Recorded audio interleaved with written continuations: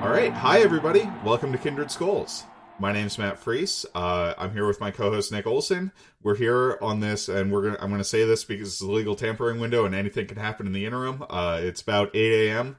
on Tuesday morning, so we're doing a little bit of a quick reaction pod to the first day. Emergency podcast. Yeah, free Kindred agency Souls has reached podcast. emergency podcast level. So Yeah, Kirk Cousins got extended. Michael Pierce got cut. Crazy things are happening. Yeah, we tried to get one yesterday, and we were both busy opposite days. So Nick gets to go into the office a little bit later than I did yesterday. Yeah, we're kind of flip flopping. So no, we're getting into it right here, and let's dive right in to Kirk Cousins extended. 1 year, $35 million is the money on the extension.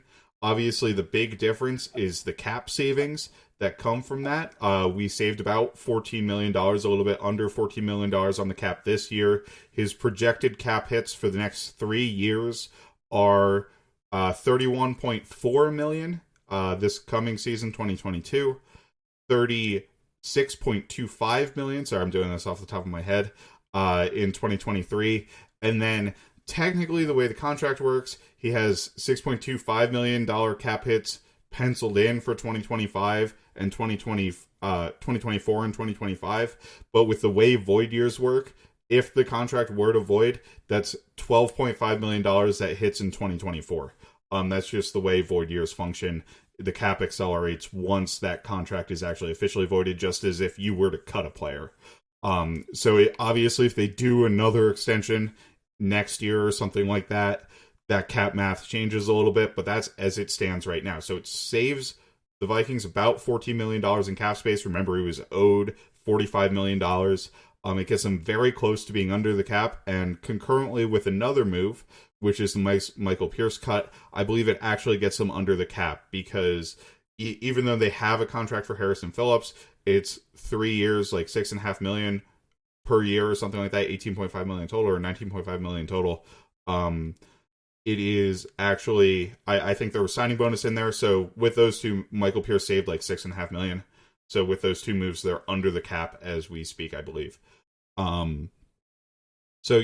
Kirk Extension kind of, and I'll kick us off with this because I was the one who was more against the re-signing of Kirk Cousins, right? And I think this is about the most palatable type of extension you could give to Kirk Cousins if you wanted Kirk Cousins off of the football team, right? It's one additional year of commitment. It's basically saying, look, we're going to give Kevin O'Connell the time to prove that he can make something of Kirk Cousins. It sounds like Kevin O'Connell very much believes that he can elevate Kirk Cousins' game, right? Which is something the previous regime, I don't know, it doesn't seem like they were particularly interested in and investing in. Like, Mike Zimmer was a fantastic defensive coach, but he didn't seem particularly interested in, like, making the most out of Kirk Cousins, right?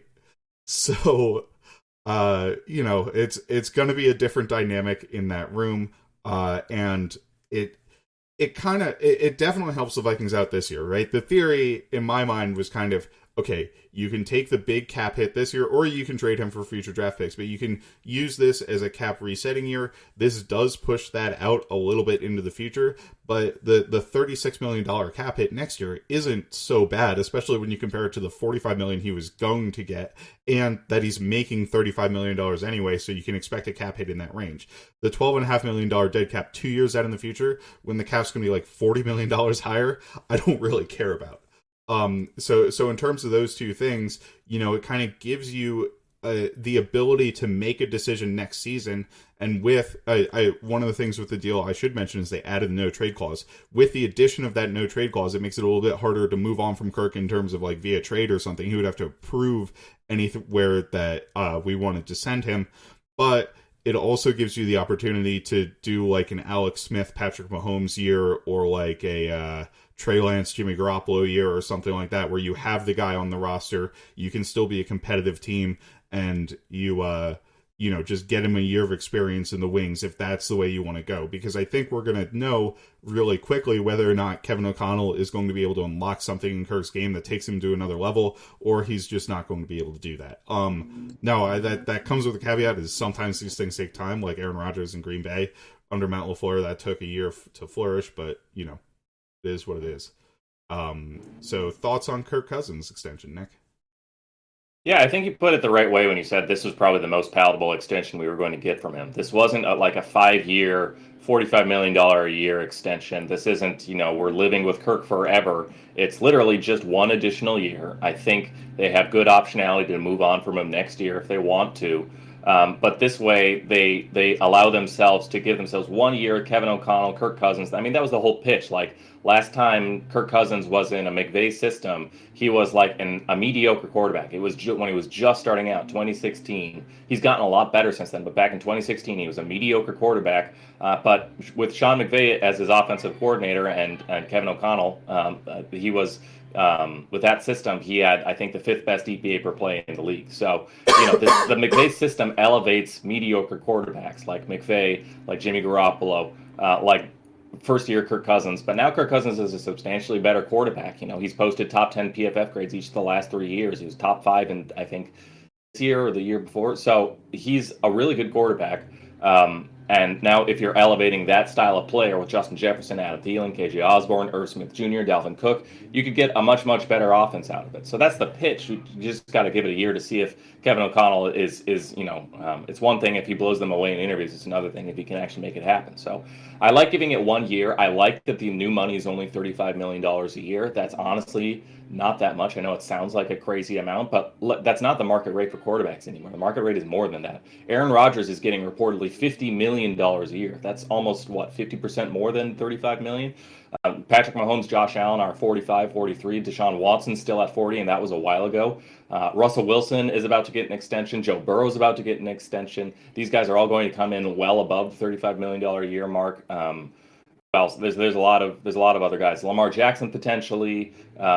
There's Derek Carr, Ryan Tannehill. A lot of these guys are going to come in, and $35 million is not going to seem that bad. And what's better is like they added a couple of void years, which is just borrowing from years when there's going to be a lot of cap room to get onto this year where there's going to be a big cap crunch because we're still dealing with like the new money hasn't hit yet. So I like the structure. I think Kwesi was dealt a really tough hand here, and I feel like he played it pretty well.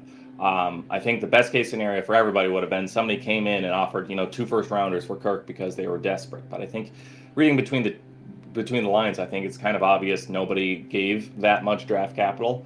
They probably could have traded him if they wanted to take a little bit of a bath. But I think, look, the other thing with trading Kirk Cousins right now is you're kind of selling low on him, dare I say. If Kevin O'Connell is legit that like Kirk Cousins is actually a really good quarterback, you give him 1 year with Kirk Cousins, and you can probably trade him for a lot more if Kevin O'Connell can actually like get him to live up to the hype. So, right now you trade Kirk. Everybody's like Kirk Cousins is worthless. We all need to cut him, but they're also saying like Kirk Cousins is worthless, but you could trade him for 2 first rounders or something. Like, no, if he's worthless, people aren't going to trade like a third rounder for him. So I think the same reason that people are disappointed about his extension is the same reason that NFL executives are not offering multiple first rounders for Kirk. So I do think this was the best possible extension because it's short term, low money. I was expecting, honestly, something north of $40 million a year on like 2 years or something. So 1 year, $35 million. I like both the short term and the low money figure. I get that it's fully guaranteed, but they weren't ever going to cut Kirk Cousins anyway, so I don't care about that. That optionality doesn't give you anything. Yeah. And the no trade clause does stink like that. Make it harder to trade him next offseason, but it won't make it impossible. Russell Wilson had a no trade clause. Deshaun Watson was the one who said he wanted out, but like Right. lots of quarterbacks have no trade clause. I think Rodgers might have one too, but it's very standard for quarterback contracts. Like I'm sure Mahomes has one. I'm sure Josh Allen has one. Kirk had one in his initial deal with us, and then they removed it for the second extension, and now they added it back in. And honestly, I think that was a concession that Kwesi had to make as part of those negotiations, right? Because I don't think I think the money that we got Kirk at doesn't happen if he doesn't have a no trade clause in this deal. So I think it was kind of a negotiation. $5 million is like I would say it's kind of below market right now. Like, but you got there because it's fully guaranteed and there's a no trade clause, which is like I'm willing to throw those things in there if it gets us at 35 rather than 40 or 45, which is kind of the going rate right now. So. Yeah, and to roll this back to a conversation we had a couple weeks ago on Kirk Cousins, which you guys should go back and check out if you haven't listened to it, is, when we were talking about, like, what's the number you'd be okay with Kirk Cousins on a long-term extension for? Like, I was okay with north of $30 million. I think I said under $35 million, but 35 is like a totally reasonable deal. When we were talking in the lead up to this, for a Kirk Cousins type player, when we were talking in the lead up to the extension, right, when people were talking online, like, it was almost exclusively $40+ million is what people were expecting him to get as an extension. And he does kind of try to suck it dry, but I suck dry like the team, right? And that's totally his right. But at the end of the day, I think this is a little bit of Kirk betting on himself as well, right? It's a short-term, one-year deal. He's betting that playing in Kevin O'Connell's offense and being with Kevin O'Connell, an offensive-minded head coach, is going to lead him to be so successful that he's going to be able to cash in on a much bigger deal in the future. So I think it's kind of a gamble on both sides. Kevin O'Connell and the Vikings to prove that they can make Kirk a long-term quarterback, and Kirk to kind of cash in on that once he becomes that, theoretically, right? I think that's the plan on both ends. So it'll be interesting to see moving forward. Obviously, like, my opinion of Kirk hasn't really changed. I don't know if he's the type of player who's going to be elevated by a Kevin O'Connell, but we're going to get to find out, right? And it is what it is, right? I don't run the team, so, and I'm still going to root for him because I'm diseased. So, better than Deshaun Watson. Right. It's much better than Deshaun Watson. Much better. I'm much happier with that. So I think that wraps up Kirk, unless you have anything else to say. We can cut into the Michael Pierce, Harrison Phillips, combination. So news was coming out yesterday evening that the Vikings basically offered Michael Pierce a pay cut, and he had made a decision on whether or not he wanted to go. Once Harrison Phillips signed, I mean, people were talking about the three of them, but I thought personally it was pretty obvious that, okay, this means Michael Pierce said no, right? Harrison Phillips, a defensive tackle from the Bills, out of Stanford. I kind of remember him from the draft. He's actually a lot lighter than Michael Pierce, at least he was during the time of the draft. He was around the same size as like a Dalvin Tomlinson coming out. But, he's really a run-stopping defensive tackle. I don't think he offers a particular amount of pass rush juice. From my perspective, I guess the deal doesn't do much for me. We're cutting Michael Pierce. We're saving about $6.5 million to turn around and pay it to somebody else in the position who I don't think is quite as good. And I think, the fact that Harrison Phillips is not making, the $9 million a year that Michael Pierce got on his contract shows that he's not as good, right? He's younger than Michael Pierce is, but he's not going to make as much because I don't think he's as good of a player. Now, with that being said, like, I don't think the drop-off is massive, right? I think he's a fine run defender. I think, it's maybe even a smarter deal just from the perspective of you're paying somebody who's pretty much a run defender only, less money into the future, right? It doesn't really save money this year, but next year and the year after, it saves you a little bit of money against the cap, I think, and you have them locked up at a lower price. So that's pretty much my thoughts there. I don't really have too much on Harrison Phillips. It's not like I watched him super closely, but yeah, I'd kind of say the same thing. I think it's a lateral move. I think this was, look, if you're going to approach Michael Pierce with here's a potential pay cut, take it or leave it. If he leaves it, you got to have a backup plan, and this was the backup plan. And it's not a terrible backup plan. I mean, I think Michael Pierce is a really, really good player. He's had like 3 years of top 10-ish grading as a defensive tackle, and he's a true 3-4 nose guard, zero technique. He can truly two-gap. I think he might be the strongest player in the league. So he's a really good player. At the same time, he turns 30 this season. He's missed some time. Granted, some of that was COVID and some of that was injuries this year, but otherwise he's been pretty durable. But anytime you hit 30, the injury concerns are going to get worse exponentially. That's just how the NFL works and how your body works. And he's a good player, but like Harrison Phillips, I don't think is a terrible drop-off. Harrison Phillips has just turned 26 earlier this year, so he's almost 4 years younger. He is a very, very good run defender. He's kind of got off to a slow start in Buffalo. I want to say he got derailed in his sophomore season because he tore his ACL. And so he missed most of his sophomore season. And then the next season, he was still kind of recovering from it. He was like fine, but he was kind of in a rotation. This past year, it was when he really started to like look what his draft potential had been as like a true run stuffing defensive tackle, one technique. And he put up the sixth best run defense grade among all defensive tackles. So like clearly a really good run defender. Granted, that doesn't account for the difficulty of assignments. You know, if you're just taking on centers and you're only one gapping, that's a little easier than if you're Michael Pierce taking on double teams or you're two gapping a lot. So it's not all the same. I don't want to put too much stock in the PFF grades, but you don't put up the sixth best grade without like doing a lot of good stuff on tape. And then ESPN also had him with the eighth best run stop win rate. So he was really able to control his gaps. He was able to get a lot of run stops. From watching limited clips of him, this is sort of just a flash reaction. I don't see any pass rush juice. He can push the pocket a little bit, but and he kind of like I've seen him use like arm overs to like shed blocks and stuff. So presumably he can also do that. And I will say he can stunt. So that's not a lot of nose guards can't necessarily like stunt. So you can do games with him. So that, I mean, all that helps. But that said, I don't think this is a guy you signed to do anything in the pass rush.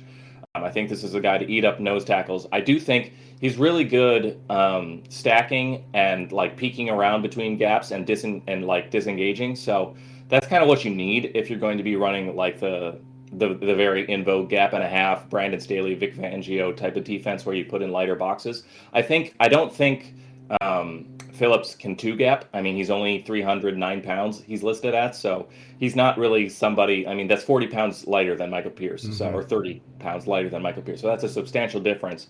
And I don't think he's necessarily has the same power, but at the same time, I do think he's really good. You give him one-on-one, he can like get a good punch in and control his blocker and be able to peek out to his backside or to his opposite gap, and that he's able to make plays out of his necessarily play side gap while still being able to sort of maintain his own gap. So I think he's a really good run defender. I think he fits the run defense, and I think he's not as good of a player as Michael Pierce, but considering that he's 4 years younger and I think he's cheaper, that sounds like a pretty good plan B. So the team is worse, but at the same time, this is a guy who I think they can have on the roster and build around this year, next year, probably, maybe even the year afterwards. I'm assuming we don't know the full contract structure, but based on the guaranteed numbers and the figures they were throwing around, I think it's probably like a $5 to $8 million bonus. I guessed it at $6 million, and then like a back-weighted contract where he makes like $2 million this year and like $4 million next year and then like $7 million his last year or something. And that last year is kind of like a dummy year where they would approach him with kind of like Michael Pierce or Dalvin Cook right now, where like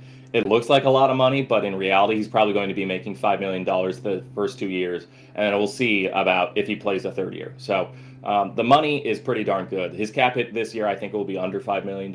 So this is actually, even though we're cutting Pierce and taking a replacement who's also a really good run defender, I think it'll end up saving them maybe like $1 million in cap-ish. So I liked Michael Pierce. I thought he was a really, really good player. But getting an adequate, probably better than adequate run stopper in Harrison Phillips for like $5-6 million a year, technically 6.5, but like I said, I think there's some dummy money at the end in the last year. And then just compared to the other nose guard contracts you saw go around, there were a lot of nose guards who signed, and most of them were signing for like $8-10 million a year. Yeah. So this was, you got you got players with much worse grades than the sixth best run defense grade last year, getting twice as much money as Harrison Phillips. So, like I said, I don't love moving on from Pierce, but if they had to, and considering when you take into account his youth and the money, I think this is actually a pretty good plan B. Yeah, absolutely. To tie a bow on this, I mean, a couple other contracts that went out: Larry Ogunjobi and B.J. Hill, who were kind of three techniques, kind of a hybrid more so. Both got $10+ million a year. I think Ogunjobi got like 14 from the Bears, which is kind of nuts. You talked about not being able to two-gap with Harrison Phillips. I think you can probably ask Dalvin Tomlinson to do that a little bit more if you really need to. Like, you can ask him to play true nose. But I don't think the Fangio defense, they love the gap and a half technique, but they don't really do a lot of true two-gap. When they drop a safety down in the box, they're not really two-gapping off of it. They're playing one gap. So, and they're attacking gaps.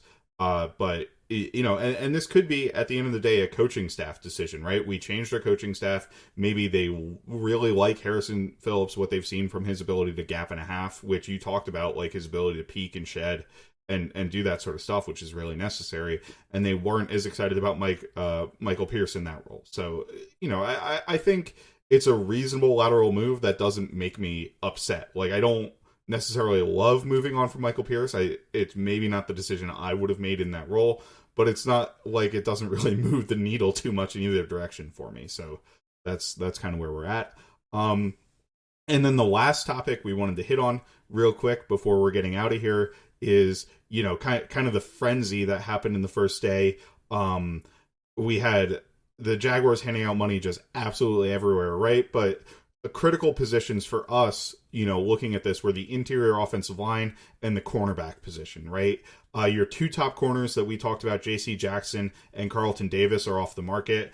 Both got $15 million plus a year, which honestly, to me, is a little bit reasonable for their services, especially when Christian Kirk is getting freaking $17 million a year as a wide receiver, right? And then the interior offensive linemen, pretty much all of the big names went off the board. You had Brandon Sheriff go. You had Brian Allen, Austin Corbett go from the Rams. You had, sorry, I'm just pulling it up here. Mitch Morse, I guess. Ryan Jensen, Laken Tomlinson, Alex Ben Kappa, Jones. Yeah.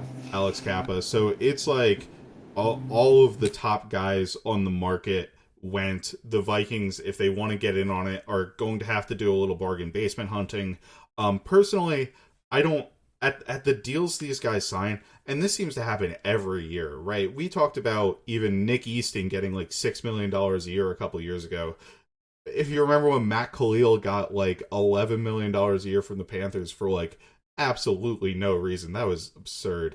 All that sort of stuff that ends up happening with the offensive line and free agency, it's just a market I don't really want to be in all that much. Now, at the end of the day, Xavier Woods got $15 million. Mason Cole got like $15 million.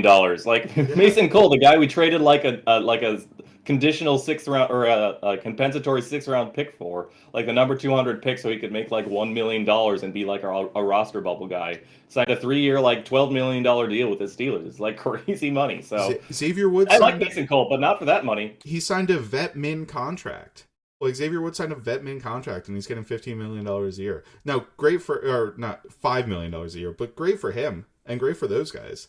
But it's not... And good for the Vikings, too. It puts them, both of those will get them a 6th-round compensatory pick if they play, if they stay healthy, and then depending on how things shake out. But, yeah, I mean, good for them, and good for the Vikings. It's, we do, Harrison Phillips, to touch on this very briefly, each of those, the Harrison Phillips signing, the Xavier Woods signing, and the Mason Cole signing are all worth 6th-round picks on the board. So Harrison Phillips cancels one of them out. Right now, the Vikings are looking at one 2024 compensatory 6th-round pick. If that's, and it depends on how many snaps do they play and do they stay healthy and all this other stuff. But right now, that's kind of where they're looking at. So it's a good thing. Good for them that they both got signed. Yeah, and like we were saying, like I'm not we miss out on the top guys, right? But Brandon Sheriff came down 3 years, like $50 million. So that's over $17 million a year. That's a lot of money to invest in a right guard, which is 1/5 of the puzzle in there. Now, maybe the Vikings need 1 or 2 players to shore up that offensive line and make it a really good one, right? So we're going to need to find those guys somewhere, I think. But at the end of the day, staying out of the market, pretty all right with me. I'm not going to complain too much on that. The cornerback market, I think there's still a lot of depth there, right? The top 2 guys got signed, and those were guys I would have been willing to put that money on, because if you have a competent man corner, it makes a heck of a lot more difference than 1/5 of an offensive lineman, right? You can shut down a single receiver, which is a pretty big deal, and you can shut down kind of a side of the field, kind of eliminate that from the offense. There's still a bunch of guys in the market. Patrick Peterson's still there. We talked about Rasul Douglas. We can talk about a couple other guys, right? Like, I guess Casey Hayward's still available. DJ Reed, Darius Williams, all of those guys, a couple that we mentioned. Stefan Gilmore signed? Is he still out there? Sorry? He is. Stefan Gilmore? He's still on. Yeah, right? Stefan Gilmore's still out there. Look at that. AJ Boye got cut. So, there's still a lot of depth in that market, even if the top two guys signed. I'm really looking forward to seeing what they do there, right? Because we clearly need to do something at that position. Yeah. Right now, Harrison Hand and Chris Boyd are starters, and that's the thing for me about this free agency draft class is like, look, they need to beef up the interior offensive line. I get it's very important. It's been terrible forever. They've got the tackles figured out, which is awesome. Or knock on wood. But Darrisaw looks like he's a tackle you can build around, and Brian O'Neill we know is a tackle you can build around.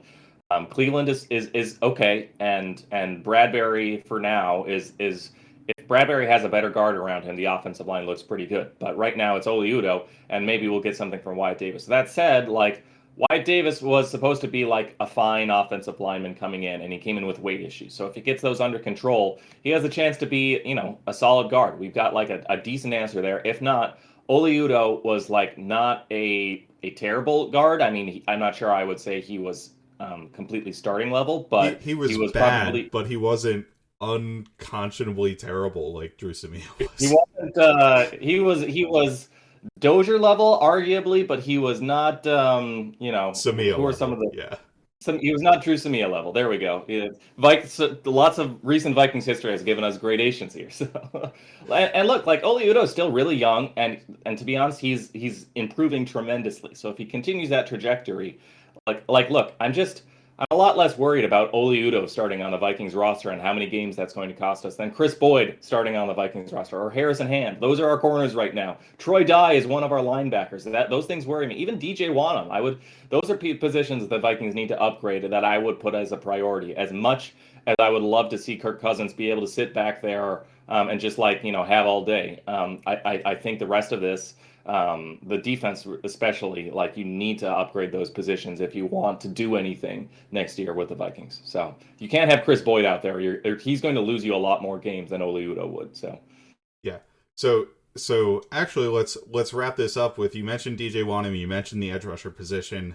Zadarius Smith got cut from the Packers today, and in his own words, when the Vikings hired his former coach, eyeball emoji. Eyeball. He put up eyeball emojis within minutes of the Packers letting him go, and then within minutes of the Vikings hiring him. And granted, maybe that's reading the tea leaves a little bit too much, but and also he's like older, and there's been injuries, but like he's a Mike Pettin guy, he's a Mike Smith guy. I think that's the Vikings outside linebackers. So he's like a perfect fit for that kind of. Defensive end, but with the ability to kick inside. He's like big enough that you could play him at 5 tech or even 4i if you wanted, I think. So he's a really, really good pass rusher. I mean, he led the NFL in pressures in, I think, 2019, and he's done a really nice job with Green Bay, a 2-time All-Pro in his 3 years there. So that would be a phenomenal pairing. I mean, if Zadarius Smith and Danielle Hunter, I think, is instantly in the conversation for the best edge rush duo in the NFL. Might not be the number one duo, but I think I'd put it up there with pretty much like what is it like JJ Watt and I guess Chandler Jones is a free agent, but we'll see. Or I guess the Chargers now have Bosa and Mack. That's probably the top one right now. But like Hunter and Smith, those are 2 top 10 edge players in my opinion. So that would be, talk about helping your corners out. That would be, if that's their splash free agency signing, that would be awesome. And because he was a cut, it wouldn't take away their 6th-round comp pick on the board right now too. So it would have to be, you'd have to figure out the money. There's probably more moves to come. I expect we'll see movement on Neil Hunter, and maybe they rework Adam Thielen's contract. We'll see if they touch Eric Kendricks. He's kind of the other candidate, but I think if it were Kendricks, it would probably be a trade rather than like a pay cut or a restructure. So, and I don't think they're going to trade him, considering Kevin O'Connell flagged him out. I'm sure they're getting like a price check. Like if somebody offered like a 2 for him, maybe they pulled the trigger, but maybe they're not getting that for a 30-year-old linebacker. So, yeah, I mean, I think we're going to see more moves to come, more emergency podcasts to come. But in the meantime, would be very interesting to see if they become a major player for Zadarius Smith. If not, hopefully they can at least shore up the cornerback position. So we'll keep our eyes posted for what's next. Those are the 2 for me, right? Edge and corner. I think we're on the same page there. So let's wrap it up here. A little bit of a Tuesday morning emergency pod, Kirk Cousins extension. We'll be keeping an eye, obviously, on all the free agency movement and that sort of thing. If there's something that's massive, we might do another emergency pod, or we'll kind of hang around and wait until the dust settles around the end of the week and see what we've come up with in this first week of free agency. So, for Nick, at Nick Olson NFL, I'm Matt Freese at Fries Football. You can find us at Kindred Skulls on Twitter. On YouTube, search for Kindred Skulls. You can find the pod, iTunes, Spotify, anywhere you find your podcasts. Also, we put it up on YouTube, as I kind of mentioned. And Skull Vikings. Goal, baby. The first round corner wouldn't do us any harm. Oh, another first round corner wouldn't do us any harm. Oh, another first round corner wouldn't do us any harm. And we'll all cheer on behind, and we'll score.